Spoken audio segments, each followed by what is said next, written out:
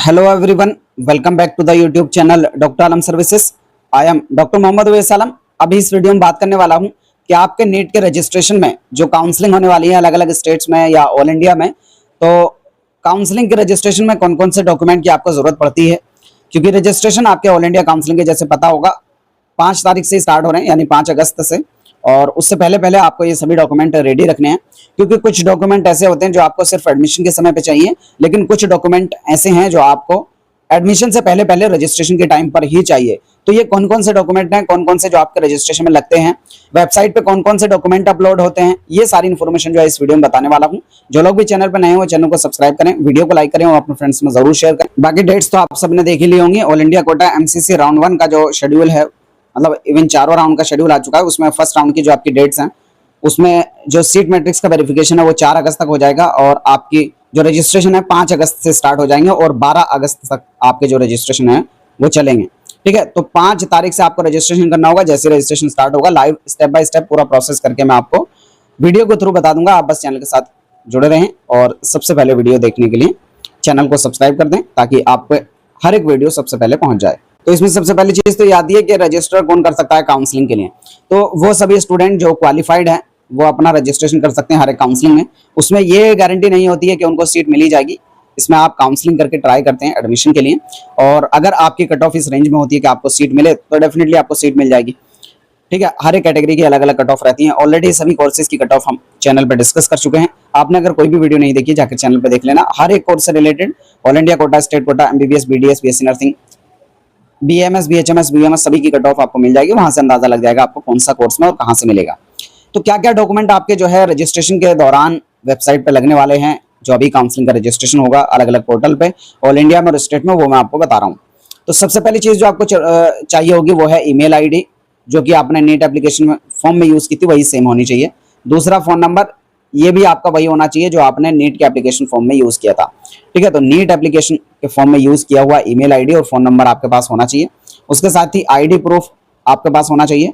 Registration में ये भी लगेगा, जिसमें आपका आधार हो सकता है, पैन कार्ड हो सकता है, पासपोर्ट हो सकता है, ड्राइविंग लाइसेंस, और इसमें सबसे ज्यादा प्रायोरिटी आपको आधार को देनी होगी। अगर आधार नहीं है तो आपको बहुत सारी दिक्कतें उठानी पड़ सकती हैं, क्योंकि लास्ट में हर एक का प्रूफ आधार ही मांगते हैं। उसके साथ ही आपको फोटो चाहिए होंगे। फोटो कौन सा, जो आपने नीट एप्लीकेशन फॉर्म के अंदर यूज किया था वही सेम फोटो आपका जो है यहाँ पर चाहिए होगा। अगली चीज जो आपको चाहिए वो है सिग्नेचर, और इसमें सेम सिग्नेचर आपका लगेगा जो आपने नीट एप्लीकेशन फॉर्म के अंदर यूज किया था, वही सेम आपका यहाँ पर सिग्नेचर भी लगेगा। अगली चीज आती है नीट का रिजल्ट। अब इसमें देखो कुछ चीजें ऐसे हैं जैसे जो ऑल इंडिया में जरूरत जिनकी नहीं पड़ती है, जैसे नीट एप्लीकेशन, ये जो सिग्नेचर आपका ऑल इंडिया में अपलोड करने की जरूरत नहीं पड़ती है। इस बार का अगर कुछ चेंज होगा तो हम लोग बता देंगे, लेकिन पिछले साल तक ऐसा नहीं था। नीट का रिजल्ट ऑब्वियसली आपको चाहिए होगा, क्योंकि बहुत सारा डाटा आपको जो है फिलअप करना होगा और चेक करना होगा। उसके अलावा आपको 10th की मार्कशीट और passing certificate with school address ये आपको चाहिए होगा, क्योंकि जब आप वेबसाइट पर रजिस्ट्रेशन करते हैं ना ऑल इंडिया वाली भी, all India MCC, MBBS, BDS के लिए, तो उसमें भी आपको 10th की डिटेल भरनी होती है कि किस स्कूल से, किस स्टेट से पास किया है, उस स्कूल का एड्रेस क्या है, ये सारी डिटेल आपको भरनी होती है वेबसाइट पे। वहीं 11th क्लास की मार्कशीट और स्कूल एड्रेस भी आपको डालना होता है। कुछ स्टूडेंट अगर कोविड वाले होंगे, जो कोविड के टाइम पे पास हुए थे और उनको 11th की मार्कशीट नहीं मिली थी, तो वो 11th के जो ऑप्शन है उसको खाली छोड़ देंगे, बिना उसके भी काम चल जाता है। लेकिन 10th 12th को भरना जरूरी है। 12th में भी आपको मार्कशीट होनी चाहिए स्कूल एड्रेस के साथ। अब कुछ जो ऑल इंडिया की काउंसलिंग उसमें आपको मार्कशीट अपलोड करनी नहीं है, ठीक है, कोई सी भी क्लास की। लेकिन जो स्टेट काउंसलिंग होती है उसमें आपको वेबसाइट पर ये मार्कशीट भी अपलोड कराई जाती है। जैसे यूपी नीट के अंदर आपने देखा होगा, बिहार के अंदर देखा होगा, तो जितनी स्टेट काउंसलिंग्स रहती है वहां पर आपको मार्कशीट भी अपलोड करनी होती है। जब स्टेट की रेस्पेक्टिव काउंसलिंग शुरू होगी तब हम आपको बता देंगे। ऑल इंडिया में अभी सिर्फ आपको डिटेल भरनी होगी, अपलोड करने का ऑप्शन इसमें नहीं रहता है, मतलब अपलोड नहीं करना है, डायरेक्ट वेरिफिकेशन आपका ऑनलाइन होगा। और फिर जब कॉलेज आपको मिल जाएगा तब डॉक्यूमेंट आपको अपलोड करने होंगे। वो किस तरीके से करने होंगे वो भी हम लोग जो आपको साथ साथ बताते रहेंगे जैसे काउंसलिंग चलेगी।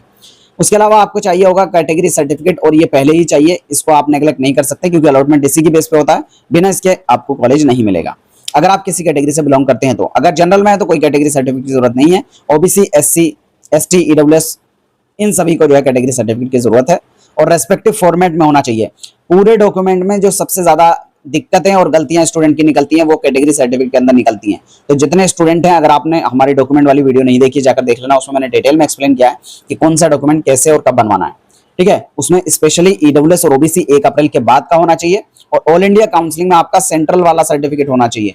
ज्यादातर स्टूडेंट स्टेट वाला बनवा के रख लेते हैं और सोचते हैं उनके पास सर्टिफिकेट है, लेकिन ऐसा नहीं है। ऑल इंडिया में सेंट्रल वाला आपका सर्टिफिकेट लगेगा, स्टेट काउंसलिंग में स्टेट वाला सर्टिफिकेट लगेगा, चाहे आपका ओबीसी का हो, ईडब्ल्यूएस का हो, एससी का हो, एसटी का हो, ठीक है। और टाइम लिमिट भी आपका ओबीसी और ईडब्ल्यूएस के अंदर वो 1 अप्रैल 2026 के बाद का ही होना चाहिए, तभी वैलिड होगा, वरना नहीं होगा, ठीक है। अब उसके बाद कुछ लोगों का सवाल रहता है क्या हम कैटेगरी चेंज कर सकते हैं। तो देखो, कुछ काउंसलिंग ऐसी होती है जहां पर आपको कैटेगरी चेंज करने का ऑप्शन होता है, जैसे all India quota MCC counselling में भी रहता है, यूपी नीट काउंसलिंग में भी रहता है, स्टेट काउंसलिंग में लगभग हर जगह पर ये ऑप्शन होता है कि आप अपनी कैटेगरी चेंज कर सकते हैं।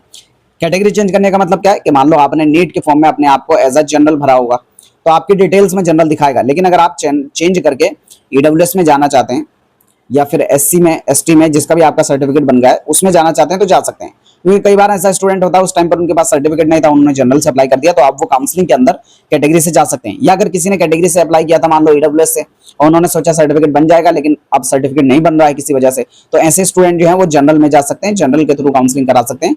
फॉर्म भी जनरल से ही भरें, ठीक है। जो आपके पास एलिजिबिलिटी का सर्टिफिकेट है उसी के थ्रू काउंसलिंग करना, वरना दिक्कत हो जाएगी। अगला आता है आपके पास क्या डोमिसाइल सर्टिफिकेट की जरूरत पड़ेगी। तो जो स्टेट काउंसलिंग होती है उसमें आपको डोमिसाइल सर्टिफिकेट की जरूरत पड़ती है, ऑल इंडिया कोटा एमसीसी में आपको डोमिसाइल की जरूरत नहीं है। अब ये तो डॉक्यूमेंट मैंने बता दिए जो रजिस्ट्रेशन में लगे हैं। अब मैं उन डॉक्यूमेंट की लिस्ट आपको दिखा रहा हूँ जो आपको एडमिशन के समय पे चाहिए, यानी जब आप कॉलेज में एडमिशन लेने जाएंगे तब ये डॉक्यूमेंट सभी आपके पास होने चाहिए, और इन्हीं को मैं ऑलरेडी पहले डिटेल में डिस्कस कर चुका था। कौन कौन से डॉक्यूमेंट है? नीट का एडमिट कार्ड है, नीट का एप्लीकेशन फॉर्म है जिसको कंफर्मेशन पेज कहते हैं, अगर आपके पास नहीं है तो अभी भी लॉगिन करके डाउनलोड कर लेना, एनटीए की वेबसाइट पर अवेलेबल है। नीट का स्कोर कार्ड आपके पास होना चाहिए, यानी result card. Provisional allotment letter आपके पास होना चाहिए, ये रिजल्ट आने के बाद आपको मिलता है, जब कॉलेज आपको अलॉट हो जाता है तब। 10th की पासिंग सर्टिफिकेट होना चाहिए, 12th का पासिंग सर्टिफिकेट होना चाहिए, 10th की मार्कशीट होनी चाहिए, 12th की मार्कशीट होनी चाहिए। कुछ जगहों पे एक ही के अंदर लिखा रहता है मार्कशीट कम पासिंग सर्टिफिकेट, तो वहां पर एक ही चल जाएगा आपको दोनों सेक्शंस के अंदर, जैसे यूपी स्टेट में, सीबीएसई बोर्ड में सेम होता है। फिर आता है आपका आईडी प्रूफ होना चाहिए, एक 8 कम से कम पासपोर्ट साइज फोटोग्राफ आपके पास होने चाहिए, और ये सेम फॉर्मेट में होने चाहिए जो आपने नीट के अंदर यूज किए थे, वही सेम। टीसी और माइग्रेशन आपका लगेगा, ट्रांसफर सर्टिफिकेट तो सबका लगेगा, माइग्रेशन तब लगता है जब आप दूसरे स्टेट में शिफ्ट हो रहे हैं। तो गैप सर्टिफिकेट आपका लगेगा, अगर आप गैप किए हुए हैं तो, यानी 12th के बाद अगर आपका गैप हुआ है तब भी, या फिर अगर आपने रिसेंटली कोई कोर्स कंप्लीट किया है तब आपको इसकी जरूरत नहीं पड़ती है, चाहे बीएससी या बीएमएस वगैरह किया हो उस केस में।